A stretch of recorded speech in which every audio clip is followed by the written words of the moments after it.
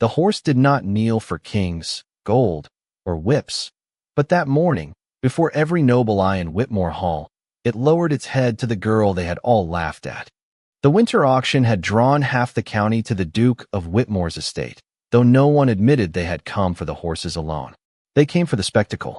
They came to see Alexander Whitmore, the coldest duke in New England, stand beneath the black iron arches of his riding court, while snow drifted softly beyond the glass roof and liveried servants carried silver trays through the breath-fogged air. They came to whisper about his wealth, his grief, his ruined tenderness, and most of all, about the black stallion no man could master. Midnight stood in the center of the stone ring like a storm-given flesh. His coat was dark as spilled ink, his mane wild, his eyes bright with something deeper than temper. 3 trainers had already tried that morning.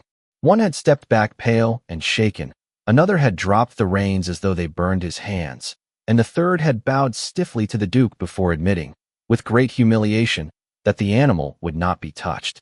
Duke Alexander watched from the edge of the ring, dressed in a black coat cut with severe elegance, his gloved hands folded over the silver head of his cane. His gray eyes did not soften. They never did. Again, he said, and the single word struck the air like ice against glass. At the far side of the court, Clara Bennett paused with a wooden bucket in her hands. She had only meant to cross quietly from the pump to the stable door, but nothing about Clara was made to disappear completely, no matter how modestly she dressed. She was young, bright-eyed, and lovely in a way that seemed almost out of place among the cold stone and colder faces, with soft brown curls escaping beneath her wool cap and cheeks warmed by the winter air. There was a liveliness in her, a quick silver spark, though she had learned to hide it when the gentry passed too near. Her smile came easily to frightened children, tired maids, and restless animals, but never to those who mistook kindness for weakness. Lady Victoria Ashford saw her first. The lady stood beside the railing in pale blue velvet, perfect as a painted porcelain doll and twice as sharp. Her gaze traveled over Clara's worn brown dress, her damp sleeves, the splash of mud on one boot. "How touching," Victoria said loudly enough for the nearby guests to hear. "Perhaps the stable mouse would like to try. She seems to have opinions about everything with 4 legs." A ripple of laughter moved through the court. Clara's fingers tightened on the bucket handle, but she did not lower her head. Not fully. She had been dismissed in finer rooms than this, and by voices far crueler than Lady Victoria's. Still, shame had a way of finding the smallest opening in a heart and pressing there.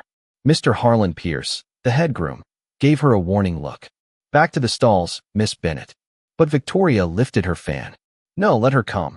If the beast throws her dignity into the snow, there will be very little lost." More laughter. Clara felt heat rise beneath her skin. She wanted to answer. She wanted to say that a frightened animal was not a beast, that terror often wore the mask of fury because the world had never offered it another costume. Instead, she set the bucket down with careful hands and stepped toward the ring. The court quieted, not out of respect, but anticipation. A pretty servant girl approaching the Duke's untamable stallion was not courage to them. It was entertainment. Alexander's gaze fixed on her at last. "Stop." Clara stopped, but she did not retreat.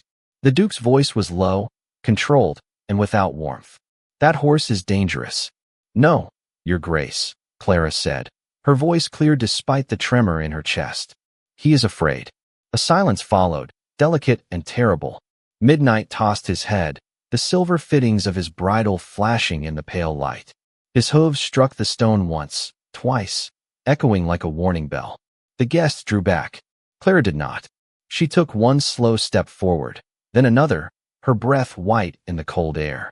"Easy," she whispered, not as a command, but as a promise. "No one is asking you to be brave all at once." Alexander's hand tightened around his cane.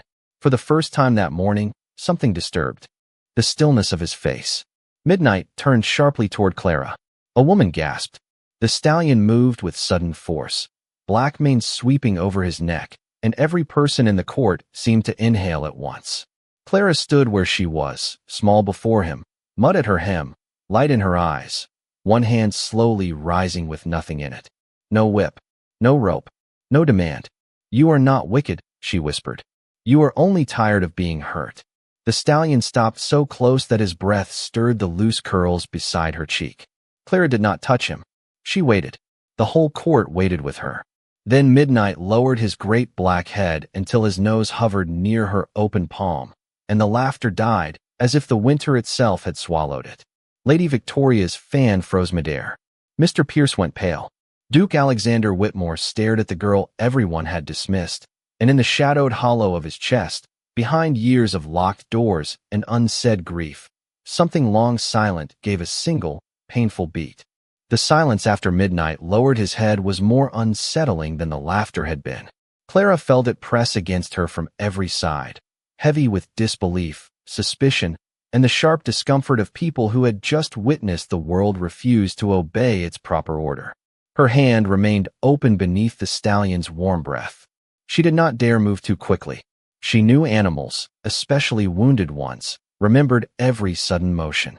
"Good boy," she whispered, barely loud enough for herself to hear.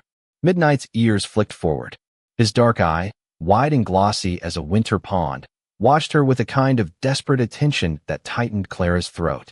Behind the railing, a gentleman cleared his voice as though trying to rescue the room from its own astonishment. Lady Victoria snapped her fan shut. The sound cracked through the court. Midnight lifted his head at once, muscles tensing beneath his shining coat. Clara turned slightly, not toward Victoria, but toward the horse. "It is nothing," she murmured. "Only noise." Duke Alexander stepped into the ring then. The crowd parted before him without being asked. His black boots crossed the pale stone, each step measured, each movement carrying the effortless command of a man born to be obeyed. Clara felt his presence before he reached her, colder than the air, sharper than the silver buckles on Midnight's bridle. "Miss Bennet," he said. Her name in his voice sounded unfamiliar, almost too important. Clara lowered her hand and gave a small curtsy. "Your Grace." "How did you do that?" She glanced at Midnight. "I did not do anything to him." "That is not an answer." "It is the only honest one." A murmur moved through the guests. No servant girl spoke to a duke with such steadiness, not unless she was foolish, proud, or desperate. Clara was perhaps a little of all three, though she wore it with quiet grace. Her face remained composed, but her heart beat so hard she could feel it beneath the worn fabric of her bodice. Alexander studied her as if she were a locked room, and he had misplaced the key. He had expected fear. He had expected flattery. He had expected some common trick learned in a country stable. Instead, she stood before him with wind-touched curls, mud on her hem, and eyes bright enough to seem almost defiant, though there was nothing rude in them. Only life. That was what unsettled him. Whitmore Hall had forgotten what life looked like when it was not polished, posed, or arranged for display. "You work in my stables," he said. "Yes, Your Grace." "For how long?" 3 months. "And no one thought to mention you had a gift with horses?" Mr. Pierce stepped forward quickly, his face tight with embarrassment. "Your Grace, the girl is useful enough with brushing and water pails, but she has no formal training." This was luck, nothing more. Clara's mouth softened, not quite a smile. Luck was what people called skill when it belonged to someone poor. She said nothing. She did not have the luxury of correcting men who could dismiss her before supper. Duke Alexander looked from Pierce to Clara, and something cool passed behind his eyes. Luck does not stand still when 1,200 pounds of muscle charges toward it. Lady Victoria let out a delicate laugh. "Surely you are not suggesting the girl be praised for standing in the wrong place at the right time. Servants are often where they should not be." Clara's cheeks warmed, but she kept her gaze on the stone floor. She thought of the folded notice in her apron pocket, the one from the boarding house in town where her younger brother, Samuel, lay coughing through the cold nights. 2 weeks behind. Payment required by Friday. Lose the position, lose the room. Lose the room, lose the doctor. Pride was a beautiful thing, but medicine cost real money. "I apologize for disrupting the auction," Clara said. "It will not happen again." She turned to leave. Midnight moved with her. Not far, only 1 step, but it was enough. The great stallion's head followed the line of her shoulder, and the court seemed to breathe in again. Alexander saw it. So did every guest. Clara stopped, startled by the soft scrape of hoof against stone. For the first time since entering the ring, her lively composure cracked, and a small, tender smile touched her face. Not triumphant, Not proud, just kind. It struck Alexander with unreasonable force. He had seen women smile for applause, for diamonds, for proposals, for victory. He had not seen someone smile because a frightened creature had chosen to trust her. "Miss Bennet," he said. She turned back. Snowlight from the glass ceiling rested on her hair, catching the brown curls with threads of gold. "You will not return to water pails." Mr. Pierce stiffened. Lady Victoria's eyes narrowed. Clara's breath caught. "Your Grace." Alexander looked at Midnight, then at her. "Until I say otherwise, you will tend to this horse personally. No one else is to handle him without your instruction." The words landed harder than any compliment could have. Clara felt the court shift around her, admiration in some faces, resentment in others, and danger in the silence of those who had enjoyed seeing her small. She curtsied because she had to, but when she rose, her eyes met the Duke's for one brief second. "As you wish, Your Grace." Alexander should have turned away then. He should have returned to the auction, to the guests, to the life built from duty and stone. Instead, he watched Clara Bennet walk beside Midnight toward the shadowed stable doors, the black stallion. Following her, as though the whole world had narrowed to the sound of her quiet voice. By dusk, the auction guests had gone, leaving Whitmore Hall wrapped in a silence that felt larger than the estate itself. The glass roof of the riding court had turned dark with evening, and beyond it, snow continued to fall over the frozen fields in soft, soundless layers.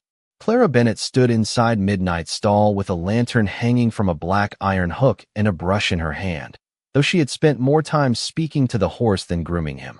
"There now," she said gently, drawing the brush along his neck in slow strokes. "No one is laughing at you anymore." Midnight flicked one ear toward her. His great body remained tense, but not wild. Not with her. That alone felt like a miracle too fragile to name. Clara smiled despite the ache in her feet and the sting of cold in her fingers. She had always been lively by nature, the sort of girl who could make a kitchen maid laugh during a storm or coax a barn cat from the rafters with half a biscuit and a cheerful scolding. But tonight, her brightness felt carefully folded away. Too much had changed in a single afternoon. A duke had spoken her name. A room full of nobles had stared at her as if she had stepped out of a fairy tale by mistake. And now the most dangerous horse in Massachusetts stood quietly beneath her hand. From outside the stall, a floorboard creaked. Midnight lifted his head. Clara turned and found Duke Alexander Whitmore standing in the stable aisle, his black coat dusted with snow, his face half lit by the lantern glow. He looked less like a man entering a stable than a shadow returning to the place that had made it. "Forgive the intrusion," he said, though nothing in his tone suggested he needed permission anywhere on his own estate. Clara curtsied quickly. "Your Grace, do not stop on my account." She hesitated, then resumed brushing Midnight's coat. The Duke remained just beyond the stall door. He did not reach for the horse. He did not even step closer. Clara noticed that at once. Men who feared horses often pretended otherwise. Alexander did not pretend. His stillness was too controlled, his gaze too fixed on the animal's dark flank, as if memories stood between them with a locked hand on his chest. "He belonged to someone else before me," Clara said softly. The Duke's eyes moved to her. The air seemed to sharpen. "Who told you that?" "No one had to. He listens for a voice that is gone." Alexander's jaw tightened. For several seconds, only the quiet brush strokes filled the stall. Then he said, "My brother, Thomas." The name came out colder than the winter air, but beneath it Clara heard the break. Midnight was his favorite. Clara lowered the brush. "What happened to him?" The Duke's face closed like a door. "That is not a question for you." She accepted the rebuke without lowering her eyes. "No, Your Grace." A lesser man might have mistaken her calm for obedience. Alexander was not sure what to call it. Pride, perhaps, or dignity, the kind that did not need permission to exist. Midnight shifted, bringing his head near Clara's shoulder. She lifted her hand, and the horse settled again. The gesture was so simple that it hurt to watch. 5 years of grooms, trainers, experts, and orders had not earned what Clara received with patience and a quiet voice. "He returned alone," Alexander said before he could stop himself. Clara did not move. "Thomas went riding before a storm. He was told not to." Midnight came back before dawn without him. His gloved hand tightened around the stall rail. "After that, the horse would allow no one near him. I should have sold him." But you did not. No, why? The Duke looked at her then, and for a moment his gray eyes were not cold. They were tired. Because hatred can become a form of keeping something. Clara's expression softened. She understood that more than he could know. After her father's accident at the livery in Vermont, people had spoken of blame more eagerly than grief. They had needed a villain because sorrow without a target made them uncomfortable. Her father's name had been stained, and Clara had carried that stain from town to town, bright smile in place, back straight, heart guarded.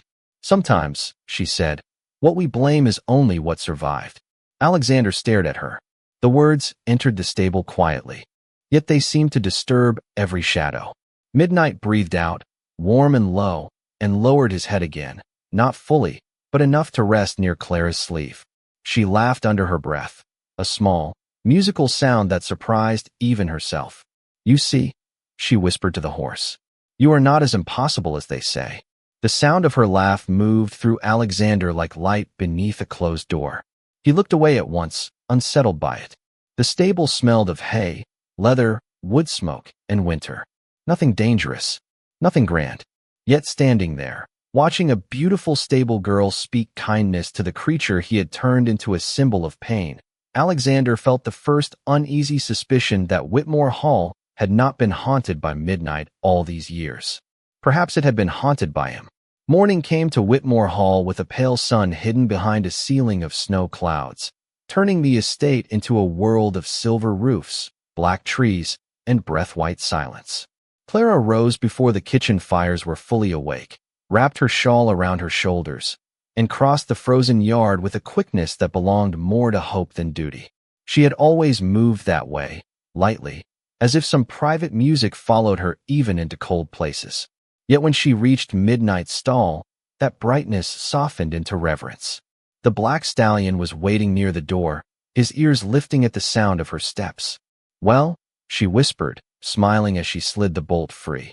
You are either glad to see me, or you have decided I carry apples. From her pocket, she produced a small red apple taken from the breakfast stores with Mrs. Ellery's reluctant permission. Midnight sniffed it with solemn suspicion before accepting it from her palm. A duke's horse with the manners of a judge, Clara said. I shall have to behave myself. Behind her, someone gave a quiet cough. Clara turned so quickly that one curl slipped loose against her cheek. Duke Alexander stood in the aisle, already dressed for the day in a dark riding coat, his gloves tucked beneath one arm. He looked as though he had been there long enough to hear everything. Does he often receive commentary with his breakfast? He asked. Clara felt warmth rise to her face, but her eyes sparked with the lively humor she could not always hide. Only when he looks too proud, Your Grace. Midnight breathed heavily through his nose, as if agreeing. To Clara's surprise, the corner of Alexander's mouth moved, not enough to become a smile, but enough to make him seem briefly younger. The moment passed almost before it began. Walk him in the east paddock, he said. No saddle, no crowd. I want to see whether yesterday was chance. Clara nodded. It was not chance. Then prove it. The words were cool, but not unkind. Outside, the east paddock lay beneath 3 inches of snow, bordered by black fencing and skeletal maple trees. Clara led Midnight through the gate with a loose rope, never pulling, never demanding. Alexander watched from the rail, and beyond him, half hidden near the stable arch, Mr. Pierce lingered with a sour expression. Lady Victoria had not come to the yard, but Clara felt her absence like a closed fan waiting to snap open. The estate had eyes everywhere. Clara stepped into the paddock and let Midnight feel the space. The stallion lifted his head toward the wind, mane moving like dark water. Easy, Clara said. No one is chasing you. Alexander heard those words and looked away. They found places in him he had not offered them. Midnight took one step, then another. Clara walked beside him in the snow, her brown skirt brushing the white ground, her cheeks bright with cold. She looked beautiful there, not delicate like the painted ladies in the Whitmore Gallery, but vividly alive, a flame carried carefully through winter. After several minutes, a sharp clatter sounded from the stable arch. A metal pail rolled across the stones, struck the fence, and rang out. Midnight startled, pulling sideways. Mr. Pierce cursed under his breath and stepped back as if the accident had not been his. Alexander straightened. Clara did not tighten the rope. She moved with the horse, not against him, her boots sliding in the snow but her voice steady. "I know," she whispered. "I heard it too. But it is gone now. Listen to me instead." Midnight trembled, his dark eye wild for one breath. 2. 3. Clara lifted both hands slowly, showing him emptiness. "There is nothing in my hands," she said. "Nothing to hurt you." Alexander's face changed. Not visibly enough for Pierce to understand, but enough for Clara to feel the air shift. Those words did not belong only to the horse. They seemed to cross the paddock and stand before the Duke himself. Midnight lowered his head by degrees, fighting memory, then choosing her voice over his fear. Clara smiled, relieved, and reached up to touch his neck. At that instant, the stallion moved unexpectedly, not in anger, but in panic, and the edge of the rope burned across Clara's palm. She caught her breath and hid the hand against her skirt at once. "Enough," Alexander said, opening the gate. Clara turned. "He did very well. Your hand. It is nothing, Miss Bennet." His voice left no room for politeness. She showed him the reddened line across her palm. It was minor, but the sight of it altered him. He removed one glove, took her wrist with careful restraint, and studied the mark as if it were an accusation against the whole estate. Clara became very still. No gentleman had ever held her hand as though her pain mattered. "You should have said something," he said. "Servants learn not to mention small hurts." His eyes lifted to hers. Snow drifted between them, quiet as breath. "Do not bow to me when you are bleeding." Clara's lively courage faltered, not from fear, but from the unbearable gentleness of being seen. For a moment, the paddock, the horse, the watching groom, the entire frozen world seemed to disappear into the space between his hand and hers. Then Midnight stepped closer and lowered his head beside Clara's shoulder, placing himself between her and the wind. Alexander released her wrist slowly. He looked at the horse, then at the girl, and understood with a pain almost too quiet to bear that neither of them had been tamed. They had only been trusted. By the end of that week, the rhythm of Whitmore Hall had begun to change in ways no one wished to name. The servants still moved quietly through the long corridors. The silver was still polished until it reflected the candlelight, and the portraits of dead Whitmores still watched from the paneled walls with their cold ancestral eyes. Yet every morning, before the breakfast bell, a clear young voice could be heard from the east paddock, speaking to the most feared horse in the county as though he were an old friend with poor manners. Clara Bennet brought warmth into the stable without meaning to. She laughed when Midnight searched her pockets for apples. She scolded him when he nudged her shoulder too hard. She sang softly while brushing the snow from his mane, simple country tunes from Vermont, the kind that made kitchen maids pause near the doorway and smile before remembering themselves. She was beautiful in those unguarded moments, not with the distant perfection of drawing rooms, but with a bright, quick loveliness that made the cold seem less certain of itself. Alexander found reasons to pass the stables more often than any duke should. He told himself he was observing Midnight's progress. He told himself the horse remained a valuable and unpredictable piece of property. He told himself many things, because a man could survive for years on discipline if he never allowed truth to speak too loudly. Still, he began to notice details that had nothing to do with the horse. The way Clara tucked a curl behind her ear when concentrating, the way she hid worry beneath cheerfulness, the way her smile faded whenever letters arrived from town. One afternoon, after a clean snow had covered the estate in white, Alexander saw her standing alone near the tack room with a folded envelope in her hand. Her face, usually alive with motion, had gone still. "Bad news?" he asked from the doorway. Clara startled and tucked the letter into her apron pocket. "Only ordinary news, Your Grace." Ordinary news does not make a person look as though winter has entered the room. She gave a small smile, but it did not reach her eyes. "My brother Samuel is unwell. The boarding house keeper is impatient. That is all." "How old is he?" 14. Her voice softened at once.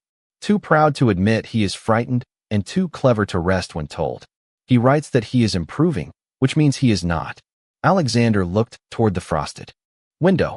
He had forgotten, or perhaps forced himself to forget, how young 14 was. Thomas had been 22 when the storm took him, but in memory grief made everyone younger. "You support him alone?" "Yes."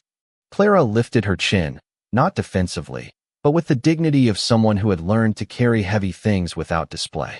Our father trained horses. After he died, work became less generous. Alexander heard the pause. He heard the door she did not open.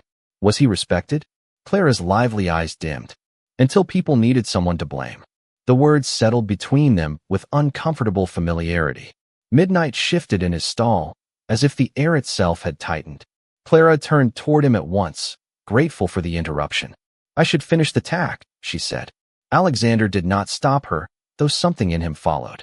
Later, while searching for a softer training bridle among the old equipment, Clara found a saddle pushed behind a stack of cracked leather trunks in the rear of the tack room. Dust lay over it in a thick gray veil, but the craftsmanship was too fine to belong to any common groom. The leather was dark and stiff with age, the silverwork tarnished but expensive. Clara ran her fingers along the seam beneath the flap and paused. A section had been repaired clumsily, as if someone had tried to hide something in haste. She should have called Mr. Pierce. She should have left it alone. Instead, she loosened the brittle thread with the small knife she used for cutting twine. From beneath the lining slipped a narrow scrap of blue silk, faded but unmistakably elegant. Clara held it close to the lantern. In one corner, stitched in silver, was a falcon crest. She had seen that crest before, pressed into Lady Victoria Ashford's stationery, engraved on her carriage door, gleaming from the signet at her pale wrist. Clara's breath caught. The tack room seemed suddenly colder. If this saddle had been connected to Thomas Whitmore, then the story everyone believed might not be whole. Behind her, the door opened. Clara turned sharply, the blue silk hidden in her palm. Lady Victoria stood in the threshold, wrapped in white fur, her expression smooth as frozen cream. How industrious you are, she said. Digging through dead men's things now. Clara closed her fingers around the scrap. I was looking for a bridle. Victoria stepped inside, her perfume cutting through the smell of leather and hay. Her eyes dropped to Clara's clenched hand. Careful, Miss Bennet. Girls in your position often mistake discovery for power. Clara's heart beat hard, but her voice remained steady. And ladies in yours often mistake silence for innocence. For the first time, Victoria's perfect face changed. Only slightly. Only enough. Then she smiled. You are very pretty when you forget your place. She moved closer, lowering her voice. But your brother is in a boarding house that survives on the goodwill of my family's banker. It would be unfortunate if that goodwill vanished before the next snowfall. Clara felt the threat strike where pride could not shield her. Samuel coughing in a narrow bed. Samuel pretending not to be cold. Samuel waiting for the money she had not yet earned. Victoria turned toward the door, satisfied. Burn whatever you think you found. The Duke has buried enough ghosts. Clara stood motionless long after the lady left. In her hand, the blue silk trembled like a captured piece of winter sky. In the stall beyond the wall, Midnight gave a low, restless sound. Clara looked toward him, then toward the dark house where Alexander Whitmore lived among lies polished to a noble shine, and for the first time since she had arrived, her bright courage felt terribly alone. The days before the Christmas hunt settled over Whitmore Hall like frost over glass, beautiful from a distance and bitter to the touch. Guests began arriving in polished carriages, their trunks carried inside by footmen with red hands and lowered eyes. The great house awakened unwillingly beneath the pressure of society. Fires blazed in rooms long kept cold, chandeliers were lowered and cleaned, and the dining hall shone with silver, crystal, and winter greenery. Yet Clara Bennet moved through it all as though walking along the edge of a secret too sharp to hold.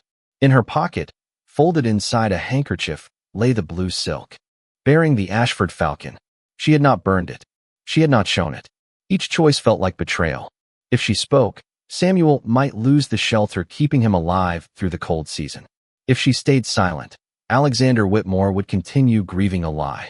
The thought followed Clara into the stable at dawn, into the paddock at noon, into the lantern-lit quiet each night when Midnight lowered his head against her shoulder as if asking why her voice had changed. I am all right, she told him, though her smile had become thinner. You must not look at me that way. You will make me honest. Midnight breathed softly against her sleeve. Behind them, Alexander stood unseen near the open stable door, one hand resting on the frame. He had meant only to ask about the horse's progress before the hunt. Instead, he found himself watching Clara press her forehead briefly against Midnight's dark neck, her bright spirit dimmed by some burden she refused to name. It angered him that he noticed. It angered him more that he cared. "Miss Bennet," he said. Clara turned at once, too quickly. The movement told him what her words would not. "Your Grace, you have been avoiding me.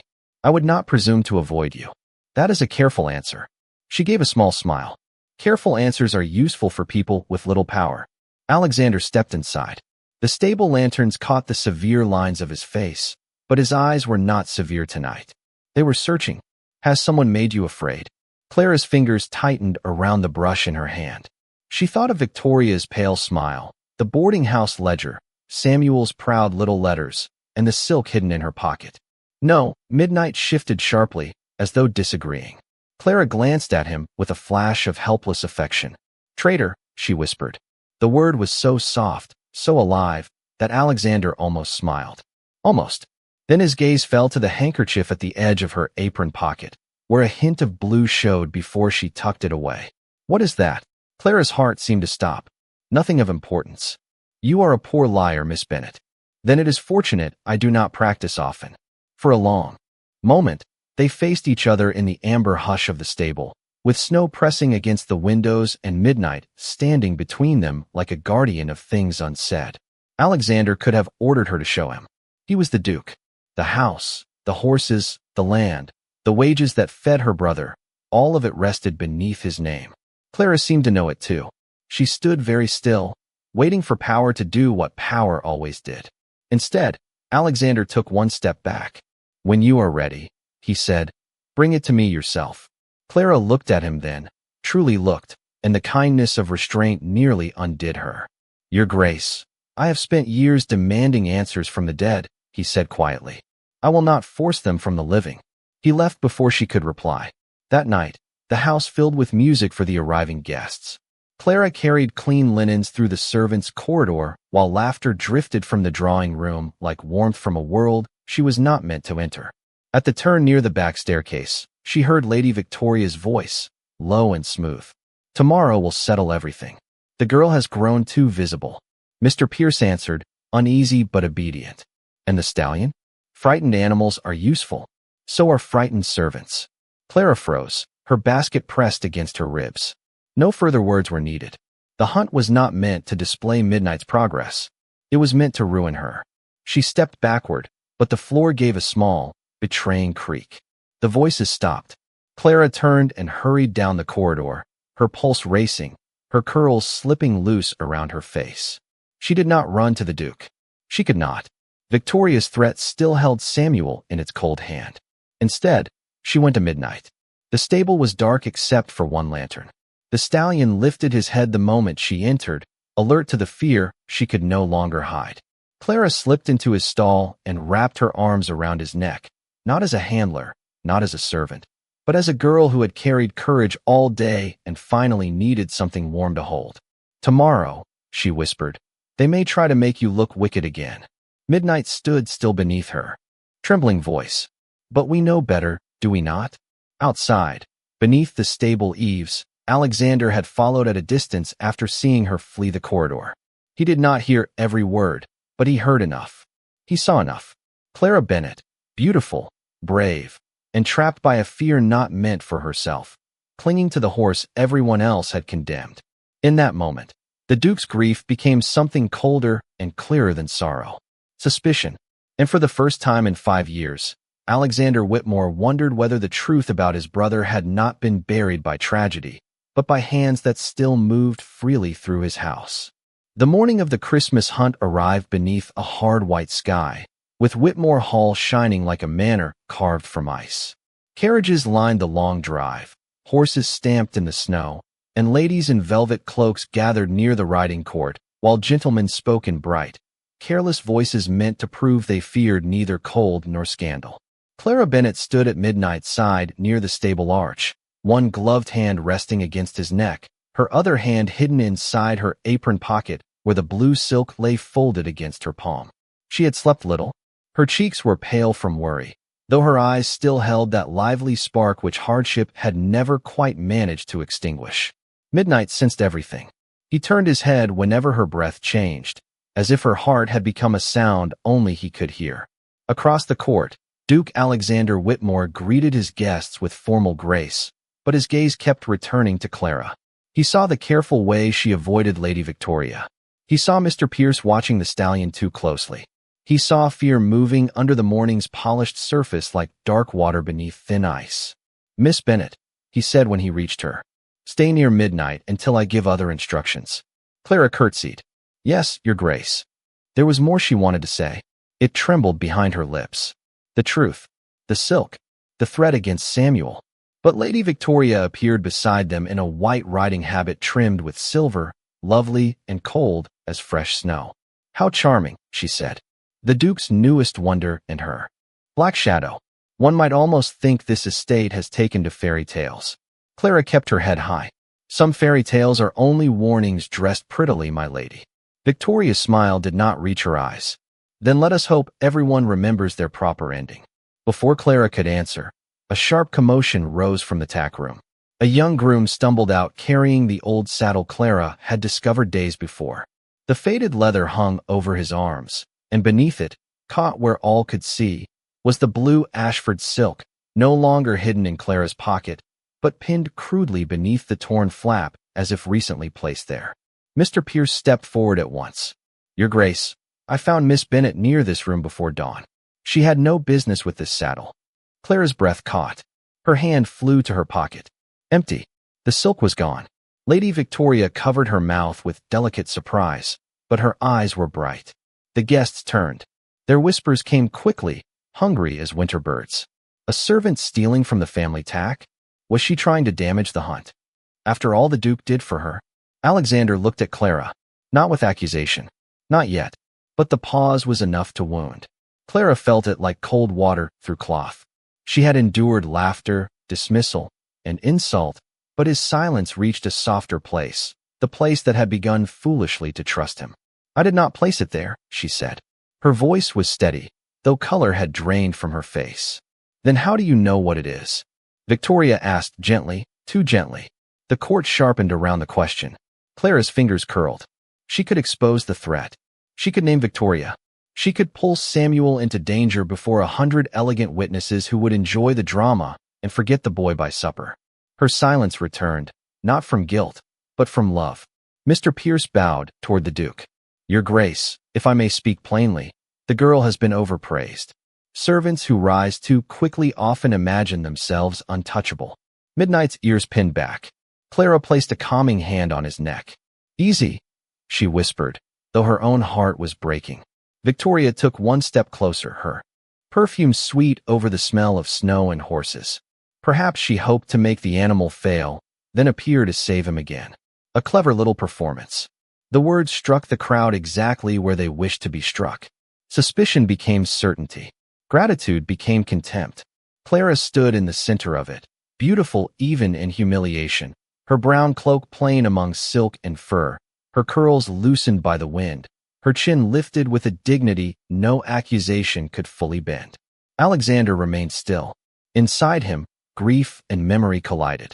He saw Thomas's saddle, the Ashford crest, Clara's frightened eyes, Victoria's perfect calm, Pierce's eagerness. Every fact stood before him, but none yet formed a shape he could trust. "Remove her from the court," Victoria said softly. "Surely the hunt cannot proceed under such unpleasantness." A footman moved uncertainly toward Clara.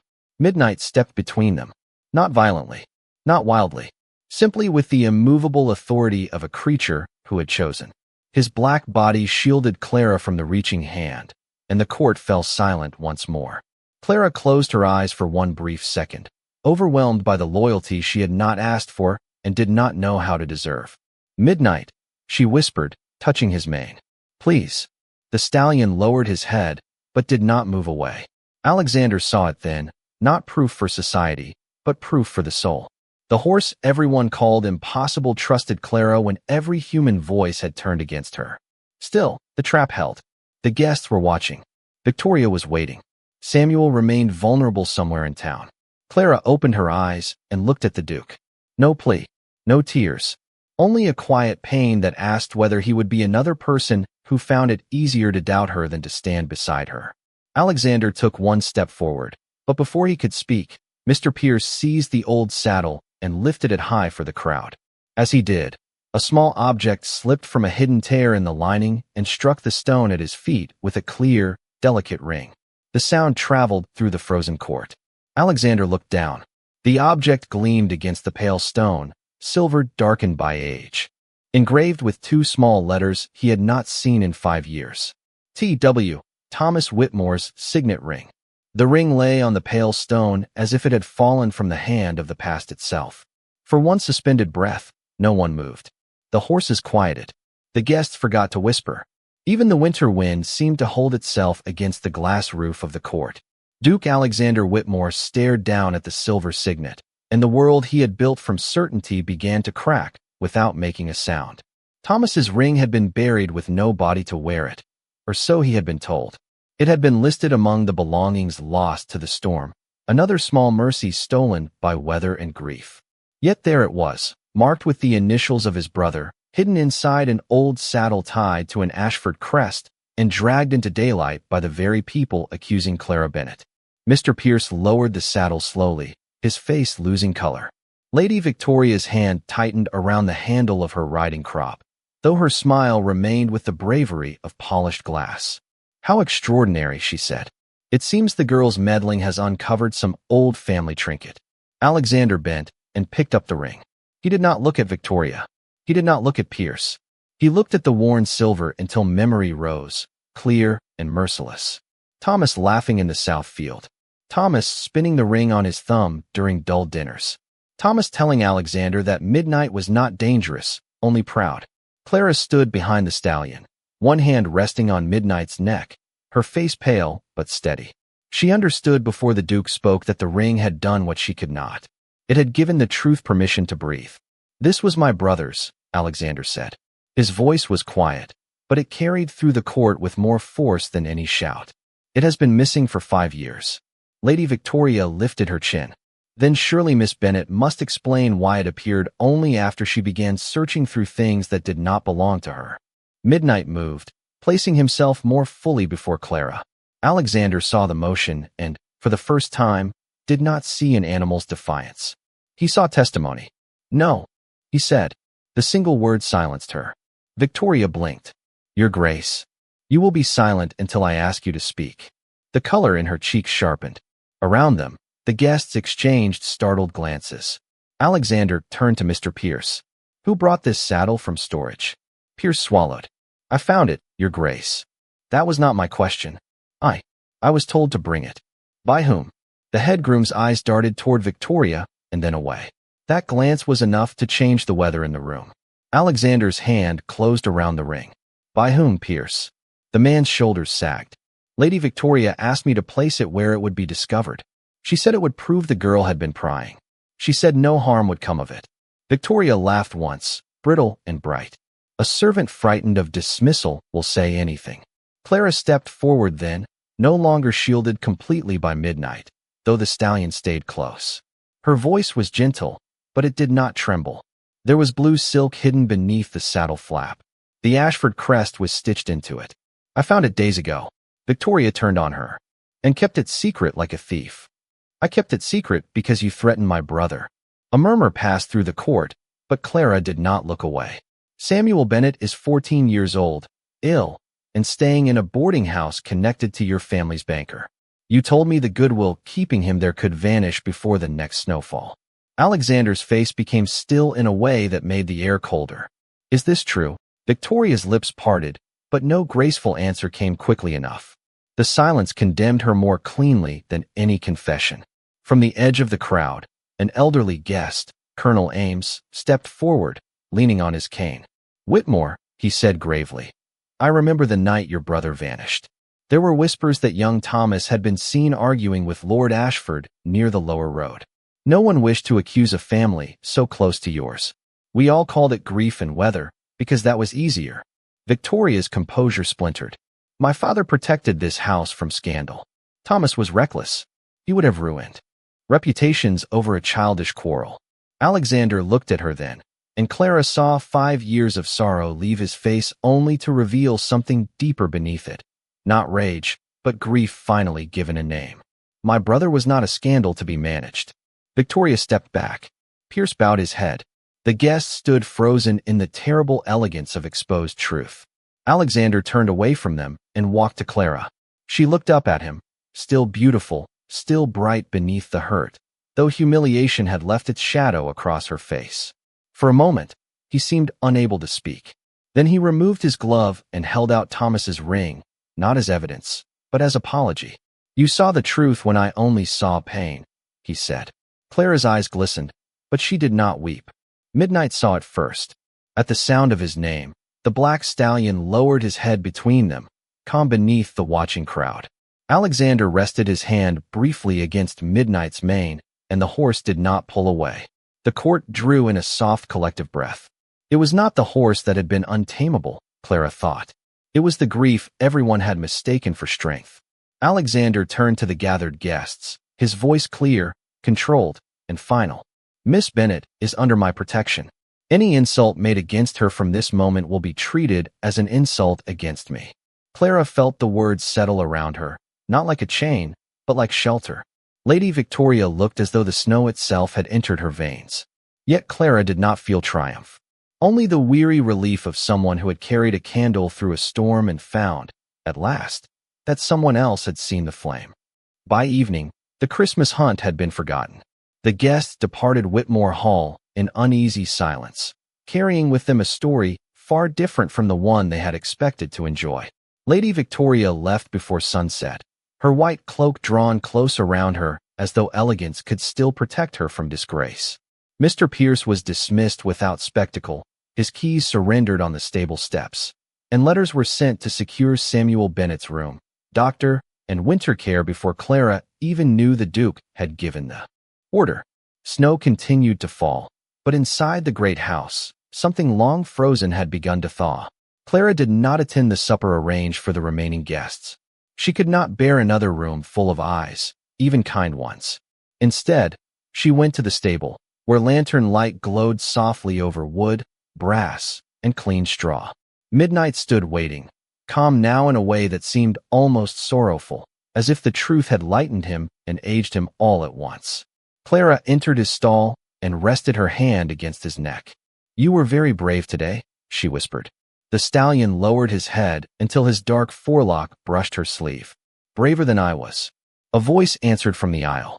"That is not true." Clara turned. Duke Alexander stood beyond the open stall door, no cane in his hand, no formal distance in his posture. He looked tired, deeply and honestly tired, but the severity that had once made his face seem carved from winter had softened into something human. He stepped closer, then stopped, as though permission mattered here in a way it had not mattered in his own halls for years. "May I come in?" Clara's heart moved strangely at the question. "Yes, Your Grace." He entered slowly. Midnight watched him, but did not retreat. Alexander looked at the horse first, then at Clara. "I owe you more than an apology. You owe me nothing. Do not be generous merely because you have learned to survive without being given what you deserved." The words touched the quietest part of her. Clara looked down at her hands, reddened from cold and work, hands that had held reins, medicine coins, old letters, and other people's grief. "I should leave," she said softly. Alexander became very still. "Why?" "Because tomorrow the house will remember I am still only Clara Bennet, a girl from Vermont, a stable hand with one good dress and a brother depending on her. Today people pitied me. Tomorrow they will resent me. Let them." She smiled faintly, though sadness trembled at the edge of it. "That is easy to say when you are the Duke." The truth of it struck him cleanly. He looked away toward Midnight, who stood between them like a dark witness to all that remained unspoken. For 5 years, Alexander had thought command was the same as strength. He had believed protection meant walls, locked gates, cold rules, and silence. Yet Clara had protected a frightened horse without owning him, defended a dead man without knowing him, and preserved her own dignity in rooms designed to strip it away. She had done with kindness what his power had failed to do with years. Alexander removed his gloves and set them on the straw-covered floor between them, a gesture so small that Clara did not understand it at first. Then, slowly, impossibly, the Duke of Whitmore bowed his head. Not the polished bow of a nobleman greeting society. Not courtesy. Not performance. Humility. Clara's breath caught. Your Grace, please do not. Alexander, he said quietly. She froze. He lifted his eyes to hers. If you leave, let it not be because this house was too proud to ask you to stay properly. The lantern flame trembled against the wooden walls. Midnight exhaled, warm and low. Alexander's voice lowered, not with command, but with the bare honesty of a man laying down armor piece by piece. Stay? Not as my servant. Not as my obligation. Stay because you brought mercy into a place that had mistaken grief for nobility. Stay because my brother's name is lighter tonight. Stay because that horse trusts you, because my house needs you, and because He stopped, as though the final truth stood too near the edge of his control. Clara did not press him. She had never needed loud declarations. She understood wounded things by what they could not say. Because you do not wish me to go? She asked. The question was gentle, almost bright, carrying the girl she had been before fear had quieted her. For the first time since she had known him, Alexander smiled. It was faint, imperfect, and beautiful because it cost him something. Because I do not wish you to go. Clara looked at Midnight. The stallion, solemn as a judge and tender as a secret, lowered his head beside the Duke's. A soft laugh escaped her then, warm enough to make the stable seem less like shelter and more like home. She reached out, placing one hand against Midnight's mane and the other, after one brave breath, into Alexander's open palm. He held it with careful respect, as though trust were something sacred and easily bruised. Outside, snow covered the old tracks in the yard, softening every mark left by fear, pride, and sorrow. Inside the stable, beneath lantern light and the quiet breath of the black stallion, Clara Bennett remained standing, not above the Duke, not below him, but beside him. Some hearts do not need to be conquered. They only need one gentle soul to stand near long enough for them to remember how to bow.